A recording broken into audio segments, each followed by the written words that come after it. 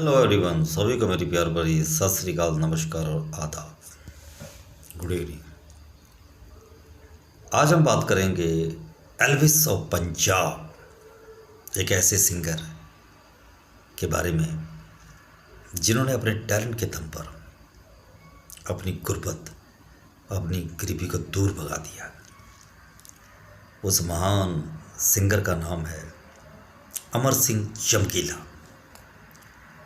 जी हाँ, वो पंजाब के एक ऐसे सिंगर हुए हैं जिनका हर साल लीप ईयर हुआ करता था। आप कहेंगे कि लीप ईयर में तो 366 डेज होते हैं, यानी कि 366 डेज। जी हाँ, साल में 365 दिन होते हैं, लेकिन उनके 366 शो बुक हुआ करते थे। उस ज़माने में जब एक आम सिंगर को सिर्फ 500 से 700 रुपये एक लाइव शो करने के मिलते थे, वहीं अमर सिंह चमकीला को 5000 रुपये हर शो के लिए मिला करते थे। उनको ऐसे ही एल्विस ऑफ पंजाब नहीं कहते।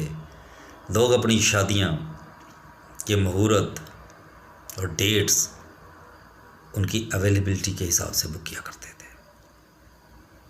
एक ऐसा सिंगर जिसने संघर्ष किया और अपने दम पर, अपने टैलेंट के दम पर एक ऐसे सिंगर बने कि जिनके गानों की लत पंजाब के हर नौजवान को लग चुकी थी। टक भी है तो टकुआ, पहले ललकारे नाल। हालांकि उन दोनों पंजाब में अलगाववादियों का बड़ा जोर था, फिरका परस्ती बहुत हो रही थी, तो अक्सर मिलिटेंट्स उनको डराया करते थे कि तेरे गानों में अश्लीलता होती है। तो उनको भी डर सताता था, वो डर भी गए थे। तो उन्होंने कुछ धार्मिक गाने, कम से कम 21 गाने उन्होंने धार्मिक निकाले। लेकिन फिर भी इस नौजवान में पता नहीं क्या कशिश थी, क्या उनमें चमत्कार था कि वो पंजाब में घर घर सुने जाने लगे। जो उनके गाने एक बार सुन लेता था तो उसको फिर और किसी सिंगर के गाने अच्छे नहीं लगते थे। तो मुझे लगता है कि उस समय के सिंगर्स को भी ये बात खटकती होगी कि आखिर ऐसा चमकीला में क्या है जो उनके पास नहीं है। चमकीला बचपन में अमर सिंह चमकीला नहीं थे, उनका नाम धनी राम था। 21 जुलाई 1960 में वो डुगरी लुधियाना में पैदा हुए थे, एक लो कास्ट में। घर में गरीबी थी तो उनको लुधियाना की एक सॉक्स फैक्ट्री में काम करना पड़ा, लेकिन वक्त मिलते ही वो कलम उठाकर गाने लिखने शुरू कर देते थे। एक दिन हिम्मत करके पंजाब के उस वक्त के मशहूर सिंगर सुरेंद्र शिंदा के पास गए, तो वो भी उनका गाना सुनकर हैरान रह गए। लेकिन उन्होंने अमर सिंह चमकीला के गाए हुए गाने शुरू कर दिए, तो अमर सिंह चमकीला को भी थोड़े बहुत पैसे मिलने लगे और उनके अखाड़ों में जाने लगे। लाइव शोज़ को पंजाब में अखाड़ा कहते हैं। तो धीरे धीरे सुरेंद्र शिंदा के ग्रुप में उनकी अच्छी खासी पैंट हो गई, तो कभी कभी उनको एक आध गाना मिल भी जाया करता था। लेकिन धीरे धीरे अमर सिंह चमकीला को महसूस होने लगा कि वो ऐसे तो अपना मुकाम हासिल नहीं कर पाएंगे। तो उन्होंने अपना बैंड बनाने के बारे में सोचा। तो कुछ फीमेल्स के साथ उन्होंने जोड़ी बनाई, जैसे सुरेंद्र, सोनिया, एक आध और सिंगर थी। तो लेकिन असली जलवा उनका देखने को मिला जब उन्होंने अमरजोत के साथ जोड़ी बनाई। तो फिर उन्होंने पीछे मुड़कर नहीं देखा। फिर तो उनके हर शो बुक होने लगे। मैंने कहा ना, हर दिन उनका शो होते थे, 5000 उनको मिलते थे। उन दिनों उनके अकाउंट में 65 लाख रुपये हो चुके थे। 65 लाख रुपये उन दोनों कितनी बड़ी रकम होती होगी। बहुत पैसा कमाया उन्होंने, बहुत नाम कमाया। उनको डर था कि अमरजोत कहीं उनका साथ छोड़कर किसी और के साथ गाने लग जाए, इसलिए उन्होंने उनके साथ दूसरी शादी कर ली। जबकि पहले ही गुरमेल कौर नाम की एक महिला के साथ उनकी शादी हो चुकी, 2 बच्चे भी हो चुके थे।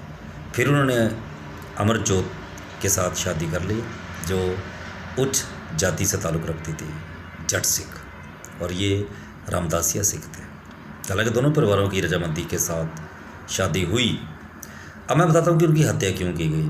इसके पीछे अलग अलग थ्योरी बताई जाती है। कुछ लोग तो कहते हैं कि उनकी पहली पत्नी गुरमेल कौर ने रंजिश में आकर उनकी हत्या करवा दी थी। दूसरी थ्योरी कहा जाता है कि उन दिनों पंजाब में आतंकवादियों का बहुत जोर था, तो उनको उनके अश्लील गाने पसंद नहीं थे, उन्होंने उसको मार डाला था।